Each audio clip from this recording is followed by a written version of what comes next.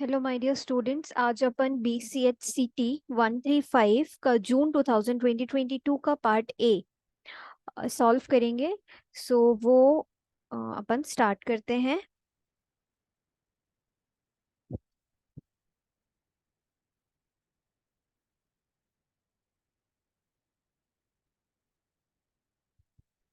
Okay, ये हमारा question paper है।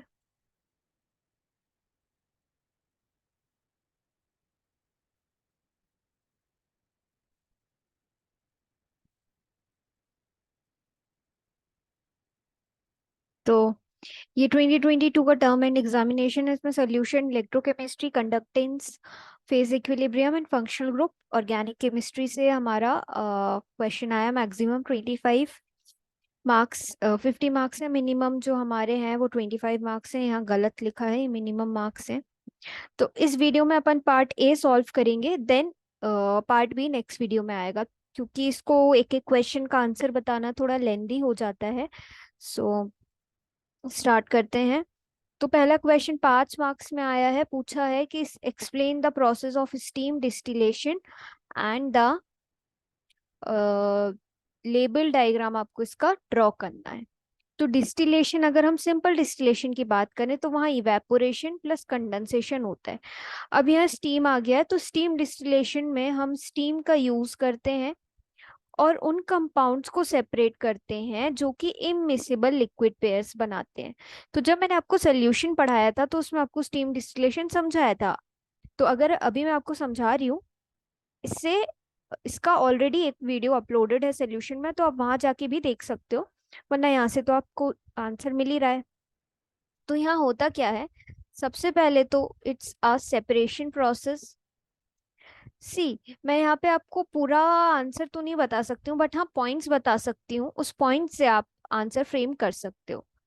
इसमें हम जो सब्सटेंस को सेपरेट करते हैं वो टेम्परेचर सेंसिटिव सब्सटेंसेस होते हैं। टेम्परेचर सेंसिटिव सब्सटेंस, ठीक है। अब जैसे कोई ऑर्गेनिक कंपाउंड है, उसको हमने वाटर में मिक्स किया है, तो जब हम इसको स्टीम देंगे तो स्टीम के साथ ऑर्गेनिक कंपाउंड जो है हमारा वेपराइज हो जाएगा, और बॉइलिंग पॉइंट जो वाटर का है वो हाई होता है। अच्छा, ये बॉयल होना कब शुरू होंगे? ये बॉयल होना तब शुरू होंगे जब इनका वेपर प्रेशर किसके बराबर होगा? एटमॉस्फेरिक प्रेशर के। तब ये बॉयल होना शुरू होंगे, ठीक है। तो ऑर्गेनिक कंपाउंड हमारा पहले स्टीम के साथ चला जाएगा, देन ये कंडेंस होके हमारा कलेक्ट हो जाएगा। फिर इसको फर्दर हम सेपरेट करेंगे, जो कि ऑर्गेनिक कंपाउंड कंडेंस हुआ है, और नीचे बच जाएगा हमारा जो भी वाटर है वो। तो इस तरीके से हमारी ये प्रोसेस जो है वो वर्क करती है, और इसमें हम टेम्परेचर एंड स्टीम दोनों को कंट्रोल कर सकते हैं। ये एक इसका एडवांटेज है, जो कि सिंपल डिस्टिलेशन से डिफरेंट है। ओके, नाउ इसका एप्लीकेशन जो है, हम इससे ऑर्गेनिक कंपाउंड्स को सेपरेट कर सकते हैं from plants. Okay, and there are many more important applications of it, तो वो भी मैं आपको बता देती हूँ। ये है। सो आई होप आप लोग को ये दिख रहा होगा। ये स्टीम डिस्टिलेशन का डायग्राम है, आप इसमें देख सकते हो कि सबसे पहले यहाँ पे फ्लेम है, यहाँ पर आपका वाटर है, इसमें ऑर्गेनिक कंपाउंड ऑलरेडी, ये सिर्फ वाटर है जो कि हमारे यहाँ से हीट करेंगे तो स्टीम आएगी। ये ट्यूब लगा हुआ है, ठीक है। अब इसमें ऑर्गेनिक कंपाउंड है हमारा, जिसको डिस्टिल होगा। ये यहाँ से स्टीम आएगी, यहाँ से भी स्टीम आ रही है, ये स्टीम यहाँ जाएगी कंडेंसर से, यहाँ पे हमारा डिस्टिलेट कलेक्ट हो जाएगा, ठीक है। तो in steam distillation, a mixture of organic compound and water boils at a temperature when the sum of vapor pressure of organic compound and the water become equal to the atmospheric pressure, क्योंकि यही हमारी boiling point की definition है, ये हम सबको पता है। अब जो वेपर प्रेशर है वाटर का, वो कब बॉईल होता है? एट इट्स बॉइलिंग पॉइंट, ठीक है, जो कि हाई होता है as compare to organic compound. And organic compound का नॉर्मल बॉइलिंग पॉइंट से कम होता है, तो ये जल्दी बॉईल हो जाता है, ठीक है। So this was the steam distillation process. Now we will see again come to our question. Next question 2 marks का है, जो कि इसमें पूछा है कि how many components are there in a system in which ethanol, acetic acid react to form ethyl acetate and water? तो ethanol हमारा है, जब ये एसिटिक एसिड है, ये इथेनॉल है, रिएक्ट करके एस्टर बनाएगा। एस्टर बनाएगा तो इथाइल एसिटेट बनेगा, CH3COO C2H5, और वाटर हमारा निकल जाएगा, ठीक है। तो इसमें पूछा है कि कितने कंपोनेंट्स प्रेजेंट हैं। हमें दिख तो रहा है कि दो कंपोनेंट्स हैं, है ना। बट हम इसको कैसे फेज रूल के थ्रू समझा पाएंगे, क्योंकि इक्विलिब्रियम के रिस्ट्रिक्शंस आते हैं, वो चीज आपको कैसे समझानी है वो भी मैंने यहाँ पर आपको एक्सप्लेन की है। तो वो आप यहाँ पर देखो।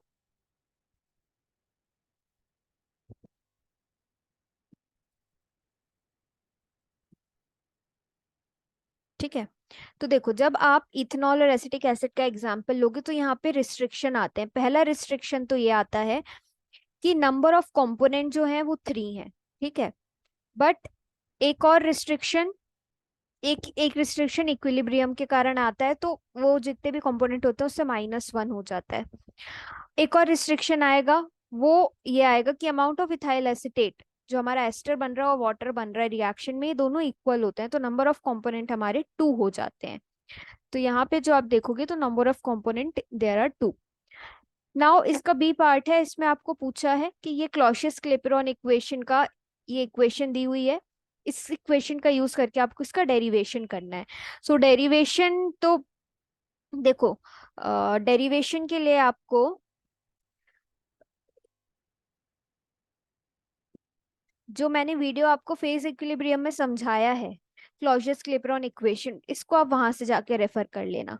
ठीक है, तो एक साइंटिस्ट थे जिनका नाम था रोडोल्फ जूलियस क्लॉसियस, जिसने किस किस के बीच में, वेपराइजेशन और सब्लिमेशन के बीच में जो इक्विलिब्रियम स्टैब्लिश होता है उसको एक्सप्लेन किया था इसी इक्वेशन से। ठीक है, अब नेक्स्ट क्वेश्चन 1 मार्क्स का आता है जो कि है state the novel of rule. ठीक है, तो नोवेल ऑफ रूल क्या कहता है हमारा कि इक्विलिब्रियम पे, not equilibrium actually, the vapour pressure जो होता है, अगर हमने दो कंपोनेंट्स हमने दोनों को मिक्स कर दिया, अब जो वेपर प्रेशर होगा वो दोनों कंपोनेंट के कारण आएगा सोल्यूशन में। तो अब नोवेलोव्स का रूल ये कहता है कि जिस कंपोनेंट का वेपर प्रेशर ज्यादा होगा, ठीक है, वो ही जो सोल्यूशन का वेपर प्रेशर है उसको बढ़ाता है। ठीक है, तो नोवेलोव्स रूल क्या कहता है, it is an empirical rule which states that in a vapour over a liquid mixture there is high proportion of that component which when added to the liquid raises its vapor pressure। ठीक है, क्या होता है कि जैसे हमने benzene और toluene या किसी क्लोरोफॉर्म का एग्जांपल लिया, तो हमने माना कि बेंजीन का वेपर प्रेशर ज्यादा है। तो जब हम वेपर प्रेशर देखते हैं, है ना, या निकालते हैं फॉर्मूला के थ्रू, तो हमें ये पता चलता है कि बेंजीन जो है वो हमारा ज्यादा कंट्रीब्यूट करेगा as compare to other component जो भी इसके साथ है। क्यों? क्योंकि इसका वेपर प्रेशर ज्यादा है। यही चीज नोवेलोव का रूल कहता है हमें कि कोई लिक्विड मिक्सचर है तो उसमें हाई प्रपोर्शन उस कंपोनेंट का होगा जिसका वेपर प्रेशर ज्यादा होगा। Okay, so this is what the Konovalov rules say. Now the next question is कि यूटेक्टिक पॉइंट क्या होता है। ओके, तो देख लो आप, ये क्वेश्चन भी 1 मार्क्स में आया है, यूटैक्टिक मिक्सचर क्या होता है। उसके बाद आपको पहले यही देख लो यूटैक्टिक पॉइंट क्या होता है। ये ना जब हम फेज डायग्राम्स में आपको अभी बताऊंगी जो इम्पोर्टेंट है, जितना हो पाएगा मैं अपना पूरा बताऊंगी आपको। तो यूटैक्टिक पॉइंट जब आप फेज डायग्राम देखोगे तो उसमें ये वो पॉइंट है जिसमें सॉलिड लिक्विड एंड गैस तीनों ही कर्व आके मीट करते हैं। ठीक है, तो वो पॉइंट जो होता है where solid liquid and gas phase exist, तीनों फेज एग्जिस्ट करते हैं, उसको हम यूटैक्टिक पॉइंट कहते हैं। सो यूटैक्टिक पॉइंट वो लोएस्ट टेम्परेचर है जिसपे लिक्विड फेज स्टेबल है एट ए गिवन प्रेशर, या तो ये कह लो, या सॉलिड, सल्यूट, लिक्विड, तीनों जो हमारे होते हैं एक ही फेज पे एग्जिस्ट करते हैं, सेम फेज पे। ओके, सो ये हमारा है यूटैक्टिक पॉइंट की डेफिनेशन। देन हमारा ये क्वेश्चन हमने अभी किया नहीं है क्योंकि ये फेज इक्विलिब्रियम 2 का है। ओके, तो इसमें से आपको बनेंगे, ये वाला बन जाएगा, सेकंड क्वेश्चन का ए बन जाएगा, बी बन जाएगा, थर्ड का ए बी बन जाएगा। नाउ हियर फोर्थ क्वेश्चन कम, जिसमें कंडक्टिविटी सोल्यूशन की पूछी है और कंडक्टेंस और कंडक्टिविटी के बीच में रिलेशन पूछा है। ओके, सो और कोलरॉश लॉ इसके नेक्स्ट क्वेश्चन पूछा है। ऊपर वाला 2 मार्क्स का है, नीचे वाला 3 मार्क्स का है आपका।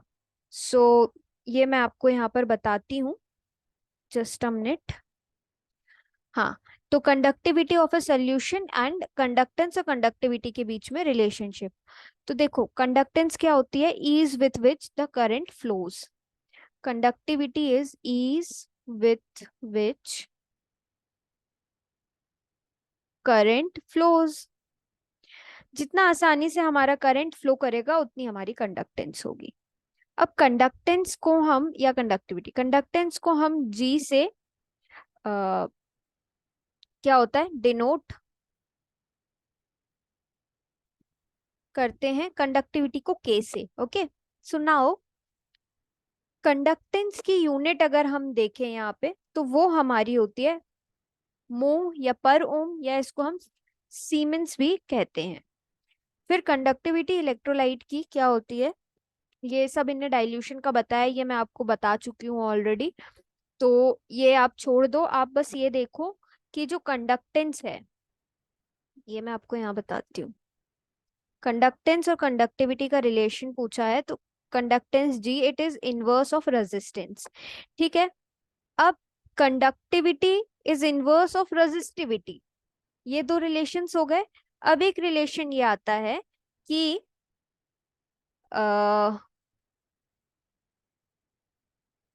एक रिलेशन ये आता है कि जैसे आपको पता है, अगर आप रेजिस्टेंस लिखते हो तो रो एल बाय ए लिखते हो।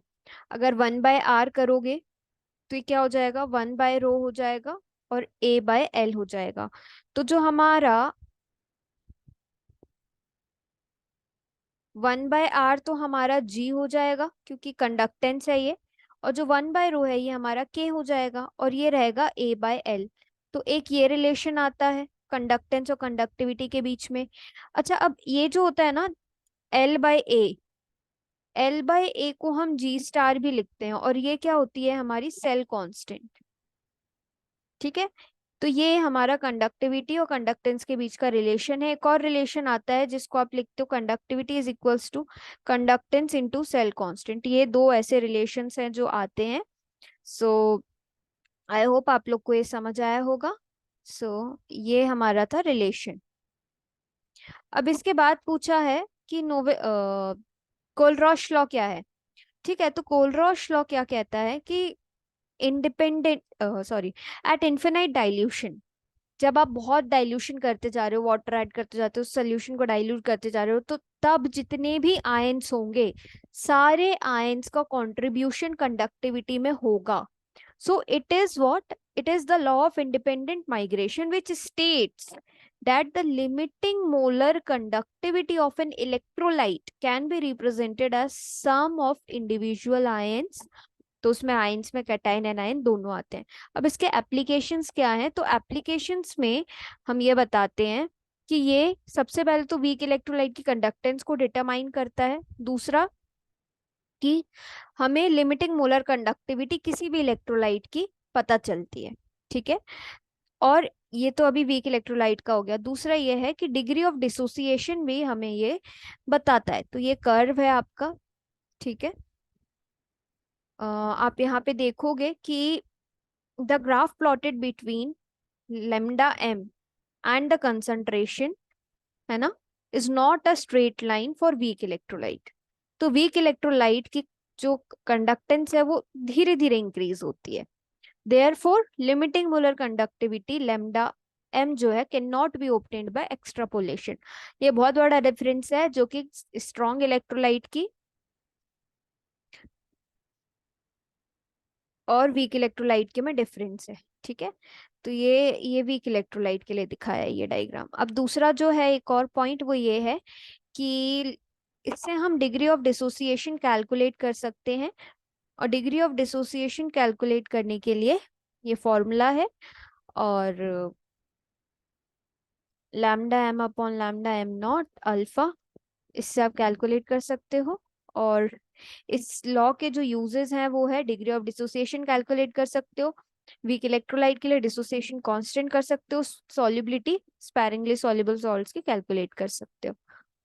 ठीक है, और मोलर कंडक्टिविटी वीक इलेक्ट्रोलाइट्स की कैलकुलेट कर सकते हो किसी भी डाइल्यूशन पे। ओके, नाउ एक क्वेश्चन है न्यूमेरिकल जो है नेक्स्ट आई थिंक। हाँ, तो देखो फिफ्थ, ये तो आपको दोनों बन गए। अब आता है फिफ्थ क्वेश्चन, इसमें आपको बी वाला क्वेश्चन बस नहीं बनेगा क्योंकि हमने नहीं पढ़ा है, बाकी दोनों बन जाएंगे। How does the solubility of gas change with decrease in temperature? तो मैंने आपको बताया था, गैस को जब आप लिक्विड में डालते हो जो सोल्यूशन बनता है, तो ये एक एक्सोथर्मिक प्रोसेस है। ऑलरेडी हीट इसमें रिलीज हो रही है ना? हीट जो है वो नेगेटिव है, रिलीज हो रही है ऑलरेडी। एंड अगर आप और टेम्परेचर बढ़ाते हो तो ले चैटेलियर्स के प्रिंसिपल के अकॉर्डिंग बैकवर्ड रिएक्शन होने लगेगी, सो सॉलिबिलिटी डिक्रीज होने लगेगी, है ना? गैस को लिक्विड में मिला रहे, सोल्यूशन बन रहा है, मतलब सॉलिबिलिटी बढ़ रही है। ऑलरेडी एक्सोथर्मिक प्रोसेस है, हीट निकल रही है। अब और टेम्परेचर बढ़ाओगे तो ली चैटेलियर्स के प्रिंसिपल के अकॉर्डिंग बैकवर्ड रिएक्शन होने लगेगी। ठीक है, तो ये हमारा एक नंबर का क्वेश्चन है। So it decreases with how does the solubility, exothermic process, and already heat is releasing when we, हाँ, डिक्रीज द टेम्परेचर पूछा। अगर आप टेम्परेचर डिक्रीज करते हो तब तो सॉलिबिलिटी इंक्रीज होगी, ओके। और अगर इंक्रीज करते हो तो डिक्रीज होगी सॉलिबिलिटी। अब बी आपको नहीं बनेगा। सी क्वेश्चन जो है वो ये पूछा है, molar conductance, molar conductivity of lithium ions at 298 Kelvin temperature is this, calculate the ionic mobility of lithium ions। तो इसका जो फॉर्मूला होता है आयनिक मोबिलिटी का, वो होता है आयोनिक कंडक्टेंस अपॉन 96500। तो बस आपको इसको डिवाइड करना है, आयोनिक मोबिलिटी को, ये जो वैल्यू दी है, आयोनिक कंडक्टेंस दी हुई है, इसको 9650 से डिवाइड कर देना, जो भी आंसर आएगा आपका ये सॉल्व हो जाएगा। अब यहाँ पर नेक्स्ट क्वेश्चन है सेल रिएक्शन दी हुई है, इसमें हाफ सेल रिएक्शन पूछी है। एनोड कैथोड पे क्या होगी? तो एनोड पे हमेशा ऑक्सीडेशन होता है, कैथोड पे रिडक्शन होता है। अब यहाँ ये सॉलिड है, ये एक्वस में कन्वर्ट हो रहा है, मतलब यहाँ देख लो लॉस ऑफ इलेक्ट्रॉन है तो यहाँ ऑक्सीडेशन हो रहा है, यहाँ गेन ऑफ इलेक्ट्रॉन है तो यहाँ रिडक्शन हो रहा है। तो ऑक्सीडेशन एनोड पे होगा, रिडक्शन कैथोड पे होगा। तो अगर हम एनोड की रिएक्शन लिखें यहाँ पे, तो एनोड की रिएक्शन क्या होगी? Nickel is converting into nickel 2 plus plus 2 electrons. Cathode की लिखें तो कैथोड की रिएक्शंस क्या होगी? Ag plus plus electron is giving Ag। अब यहाँ 2 कर दोगे तो 2Ag, तो ये हमारा फर्स्ट हो गया। Then calculate the EMF. तो ईएमएफ ई नॉट सेल क्या होता है? E cathode minus E anode, या E right minus E left. तो कैथोड पे क्या हो रहा है? रिडक्शन होता है, तो रिडक्शन कैथोड पे ये है, तो 0.80 माइनस, एनोड क्या है? निकल है, तो माइनस माइनस 0.7, माइनस 0.25। तो ये आपका सॉल्व हो गया। जो भी वैल्यू आएगी ई नॉट की वो आप यहाँ लिख देना। अब predict whether the cell reaction given above is spontaneous और नॉट। तो जब ई नॉट सेल आपका delta G equals to minus N F E naught cell होता है, अब जब ये पॉजिटिव होगा तभी तो डेल्टा जी नेगेटिव होगा, और तभी हमारी ये सेल की रिएक्शन स्पॉन्टेनियस होगी। तो ये हमारा स्पॉन्टेनियस होगा, क्योंकि मैंने देखा था यहाँ पे, शायद अभी हमने देखा ना लिख के, तो पॉजिटिव ही आ रही थी वैल्यू। ओके, सो ये हमारा सॉल्व हो गया। अब मोलैलिटी क्या होती है? तो मोलैरिटी का इन्वर्स इज मोलैलिटी, इन्वर्स नहीं मतलब, मोलैरिटी को कैपिटल एम से डिनोट करते हैं, मोलैलिटी को स्मॉल एम से। Weight of solute upon molecular mass of solute into,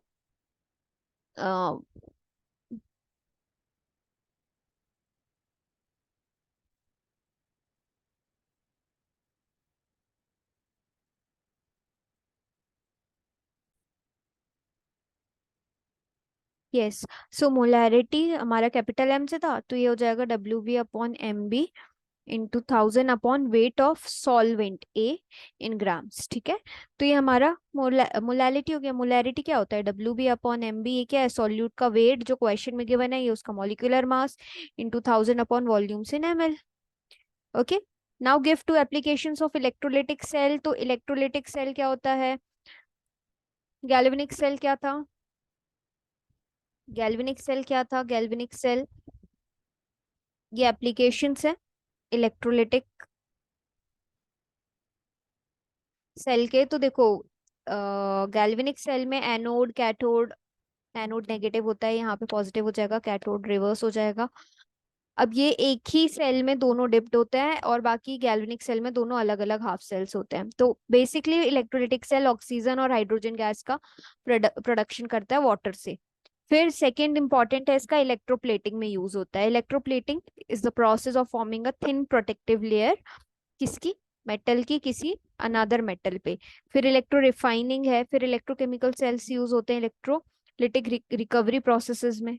और इसका एक और इम्पॉर्टेंट एप्लीकेशन है, एल्यूमिनियम को बॉक्साइट के ओर से एक्सट्रैक्ट करने में ये हेल्प करता है। अच्छा, एक क्वेश्चन और है आपका बंसन कोफिशिएंट का। तो बंसन कोफिशिएंट क्या होता है? ये हम बंसन कोफिशिएंट हेनरीज लॉ का मॉडिफाइड फॉर्म है। ठीक है, तो इसको हम बीटा या अल्फा से डिनोट करते हैं, किसी बुक्स में अल्फा भी दिया हुआ है। तो ये हेनरीज लॉ कांस्टेंट है जो कि हमें ये बताता है कि इक्विलिब्रियम पे कंसंट्रेशन ऑफ गैस कितना है, किसमें, मिलीलीटर ml ऑफ गैस पर लीटर ऑफ वाटर, ये बताता है। ओके, तो ये हमारा पार्ट ए सॉल्व होता है यहाँ पे। आई होप आप लोग को ये समझ आया होगा। पार्ट बी हम नेक्स्ट वीडियो में सॉल्व करेंगे बस। Okay, so if you understand the videos, then please share and subscribe to my channel. Thank you.